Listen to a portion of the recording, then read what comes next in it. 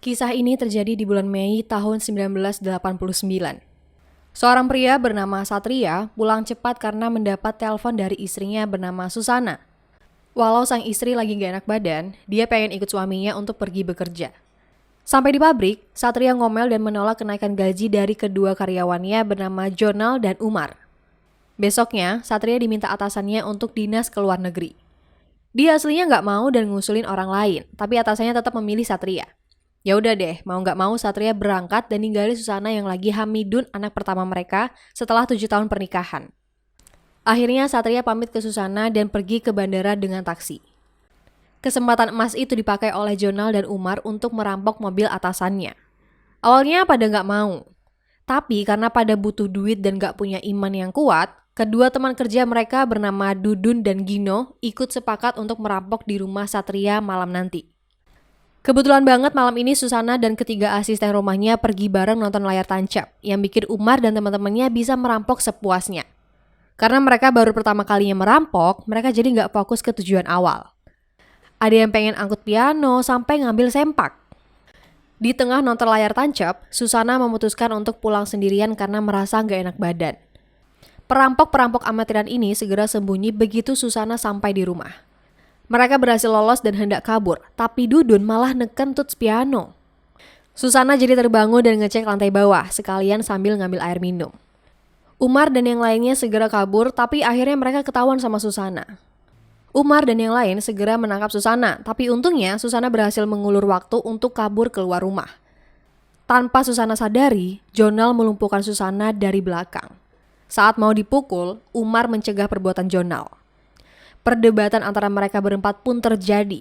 Susana memanfaatkan situasi dengan mengambil bambu untuk membela diri. Tapi sayangnya Susana gak sengaja tertusuk bambu yang dibawa Gino. Untuk menutupi kejahatan, mereka mengubur Susana dan merapikan seisi rumah. Rupanya Susana ini masih hidup dan minta tolong diselamatkan, tapi mereka gak peduli dan ngubur Susana hidup-hidup. Tahu-tahu Susana udah ada di kamar tidurnya. Dia merasa lega karena semalam cuma mimpi. Mendengar ada telepon, Susana segera mengangkat telepon dari suaminya. Saat lagi telepon, dia mendapati ada darah di punggungnya. Rupanya darah itu berasal dari punggungnya yang udah berlubang. Dia teriak histeris dan kembali ke kamarnya, menyadari kalau kejadian semalam itu benar-benar nyata. Sekarang, dia sudah jadi setan sundel bolong. Malamnya, para asisten rumah pada nonton film horor. Tiba-tiba, Susana ada di belakang mereka lalu menanyakan kenapa harus ada setan di dunia ini. Lah, kenapa ya? Menurut mereka, setan itu ada karena ada dendam yang belum terbalaskan saat masih hidup. BTW yang cewek sendiri itu namanya Mia, yang tua namanya Pak Rojali dan Tohir. Di tempat lain, Dudun mulai diganggu sama setan sundel bolong. Umar datang karena mendengar keributan Dudun. Setelah dengar penjelasan dari Dudun, Umar malah gak percaya dan kembali ke kamarnya. Setelah dipikir baik-baik, Dudun baru sadar kalau setan sundel bolong tadi mirip sama Susana. Akibat kejadian semalam, Dudun jadi kurang tidur dan hampir jatuh ke mesin. Untungnya ada Umar yang nyelamatin. Dudun lagi-lagi membahas setan sundel bolong adalah Susana. Mau percaya atau enggak, Umar nyuruh Dudun untuk enggak ngomongin soal kematian Susana. Malamnya Umar ngatur tukang pijet bernama Maya biar Dudun bisa lebih rileks. Maya pamit untuk mengambil barang-barangnya dulu. Lalu gak lama suaranya sampai di kamar Dudun dan mulai kerokan. Tapi makin lama kok makin sakit gitu, sampai punggungnya itu berdarah. Lah ternyata yang kerokin dia Susana dong. Jadinya Dudun langsung keluar dan teriak nyebut Susana. Semuanya jadi pada keluar kamar termasuk teman-temannya. Umar langsung mengamankan Dudun sambil mengancam untuk kedua kalinya. Begitu juga dengan Gino. Dudun nunjukin bukti punggungnya yang berdarah, tapi Umar dan Gino gak ngeliat luka sedikit pun. Gara-gara keributan Dudun semalam, berita tentang setan Susana sudah terdengar oleh Tohir, Mia, dan Pak Rojali. Selain itu mereka juga udah curiga dengan gerik-gerik Susana yang jarang keluar kamar. Saking asiknya cerita, Pak Tohir hampir wassalam karena tersedak bakso. Dudun lagi-lagi diganggu, kali ini dia digiring masuk ke pabrik. Begitu udah ada di dalam, dia ngeliat sosok Susana yang datang padanya. Dudun meminta maaf sambil mundur ke belakang, sampai gak sengaja hidupin mesin dan membuat kabel yang ada di dekatnya tertarik dan melilit Dudun hingga kepalanya terputus. Aduh. Sementara itu, Gino mengajak teman-temannya pergi ke Pak D-nya yang seorang dukun bernama Mbah Turu. Beliau menjelaskan kalau Susana telah menjelma menjadi sundel bolong, salah satu setan terkuat yang dapat memanipulasi dunia gaib dan dunia realita. Untuk melindungi diri, mereka bertiga membeli sebuah jimat dari Mbah Turu. Baru juga dari dukun, Jonal mulai diganggu sama Susana. Dia seolah digiring menuju dapur umum. Saat mau mengecek ruangan lain, tiba-tiba pintunya berbunyi keras. Jonal mengambil pisau dapur untuk membela diri, lalu kompor dapur menyala sendiri dan perabotan dapur juga ikut bergerak sendiri. Tak lama, Susana muncul di depan Jonal dan masuk ke kamarnya. Berpikir teman-temannya dalam bahaya, Jonal menyusul ke kamar dan menusuk Susana berkali-kali. Dia disadarkan oleh Umar kalau dari tadi Jonal menusuk Gino hingga wassalam. Rojali yakin kalau Susana sudah jadi setan, tapi Thohir cuma menganggap itu hanya gosip dari orang kampung. Dia ngajak Thohir dan Mia untuk membuktikan perkataannya dengan menutupi pandangan mereka dengan kain kafan bekas orang wassalam. Karena pada nggak berani pakai, Rojali ngasih cermin khusus kepada Mia sebagai cara alternatif. Mia masuk ke kamar saat Susana tertidur lelap.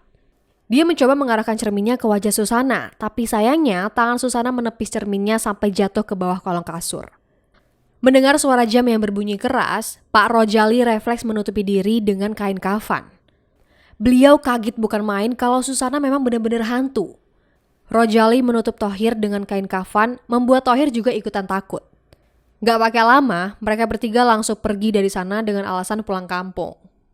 Malamnya, Satria akhirnya pulang ke rumah dan disambut oleh istrinya yang lagi main piano. Semuanya tampak normal, sampai Satria dibuat heran saat Susana menolak subuhan dan meminta Satria untuk subuhan di masjid aja. Sehabis subuhan, Satria disapa oleh tetangganya bernama Pak Naryo. Dari penjelasan Pak Naryo dan istrinya, Satria baru tahu kalau istrinya itu sudah tidak pernah ke masjid.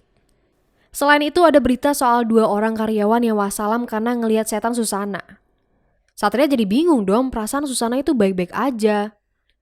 Di tempat lain, Umar dan Jonal kembali minta bantuan pada Mbah Turu, terlebih Gino ikut wassalam karena sundel bolong. Satu-satunya hal yang bisa mereka lakukan adalah memusnahkan Susana. Berhubung Susana punya kekuatan lebih, Mbah Turu menyarankan 2 hal untuk melemahkan kekuatan Susana, yaitu dengan membakar rumah Satria dan menghabisi Satria di depan Susana. Rencana mereka dimulai. Umar menelpon Satria dan memberitahu fakta Susana yang sebenarnya. Awalnya Satria nggak percaya, tapi realitanya memang benar. Dia langsung pulang dan mempertanyakan semua hal yang terjadi pada istrinya. Berhubung Satria orangnya agamis, dia mengajak Susana untuk mengaji. Setan kok diajak ngaji? Ya jelas Susana langsung teriak kesakitan lah. Berdasarkan informasi Umar, Satria mengecek halaman belakang dan menemukan bekas galian. Dia segera menggalinya hingga malam tiba. Dan ya benar aja, Satria menemukan jasad istrinya yang sudah wassalam. Tapi di sisi lain, Umar memprovokasi warga desa untuk mengusir Susana, setan sundel bolong. Satria menemui Susana yang dianggap seperti orang lain. Perilaku suaminya yang mendadak berubah membuat Susana mengecek jasadnya sendiri di halaman belakang. Tanpa diduga, Susana diajak Baiwan sama Jonal. Rupanya Jonal cuma jadi umpan agar Mbah Turu bisa menangkap Susana. Sementara itu Umar dan warga lain telah sampai dan langsung membakar rumah Satria akibat diprovokasi sama Umar. Setelah berhasil dibakar, Umar dengan polosnya mengamankan Satria dari kerumunan warga. Dia janji akan menjelaskan semuanya pada Satria, tapi Satria harus ikut melakukan ritual demi mengakhiri teror sundel bolong. Satria dan Umar akhirnya sampai di rumah Mbah Turu. Satria hanya disuruh duduk di hadapan Susana yang terikat, sementara Mbah Turu akan melakukan ritualnya. Susana meminta Satria untuk pergi dari sini karena Satria sudah dijebak sama Umar. Bener aja tuh, Satria melihat seseorang hendak menghabisinya lewat pantulan mata Susana. Dia langsung refleks menghindar dan menumbangkan semua orang, lalu mencabut keris dari kepala Susana. Mbah Turu dan Jonal langsung kabur ke hutan. Mereka berdua terpisah karena ada segelondong kayu tajam yang tiba-tiba menyerang. Sementara itu di dalam rumah, Satria malah Baiwan dengan Umar. Kembali ke hutan, Mbah Turu sempat membacakan mantra untuk mengganggu Susana, tapi dia berakhir wassalam. Di sisi lain, Satria sempat tertusuk keris di punggungnya, sebelum akhirnya dia berhasil melawan untuk menusuk leher Umar yang auto wassalam di tempat. Nah, tinggal Jonal yang masih hidup. Dia sembunyi di bilik toilet umum, tapi nggak lama biliknya bergoyang dan jatuh sendiri. Sebuah bambu tajam menusuk perut, pundak, dan kaki Jonal. Begitu keluar dari bilik, dia meminta ampun pada Susana. Percuma mas, namanya juga hantu penuh dendam. Ente ya udah pasti wassalam lah. Susana mendorong Jonal ke lubang tanah dan dikubur hidup-hidup, sama seperti saat dia wassalam dulu. Setelah dendamnya selesai, Susana mulai melemah. Gak lama datanglah Satria yang langsung memeluk istrinya. Di saat terakhir, mereka saling meminta maaf dan akhirnya Susana bisa pergi dengan tenang. Tapi tak lama Satria menyadari kalau luka di punggungnya sudah terlalu parah. Dia pun tumbang dan ikut wassalam menyusul istri tersayangnya. Di akhir cerita, Satria dan Susana dikubur bersebelahan. Mia, Pak Rojali, dan Thohir ikut melayat. Sementara Satria dan Susana akhirnya tetap bersama walau berada di dalam dunia lain. Jadi itulah film Susana Bernapas Dalam Kubur yang memiliki visual yang dibuat semirip mungkin dengan film lamanya. Jujur gue belum pernah nonton film jadulnya sih, tapi ini sudah cukup menggambarkan seberapa horor film Susana di zaman dulu. Gimana menurut kalian? Tulis pendapat dan request film dari kalian di kolom komentar. Terima kasih buat kalian yang sudah nonton. Bisa kali ya klik like-nya, subscribe yang belum, dan nantikan alur film lain dari kami. Pesan yang bisa kita ambil dari film ini adalah tetaplah bersyukur dengan apa yang kamu miliki. Rezeki udah ada yang ngatur, insya Allah akan selalu cukup buat kamu. Jangan seperti Umar dan yang lainnya yang rela merampok demi uang lebih, sampai berakhir menghabisi nyawa orang walau nggak sengaja. Oke, kesepian tanpa kekasih, sekian terima kasih. Sampai ketemu di pembahasan berikutnya. Bye-bye.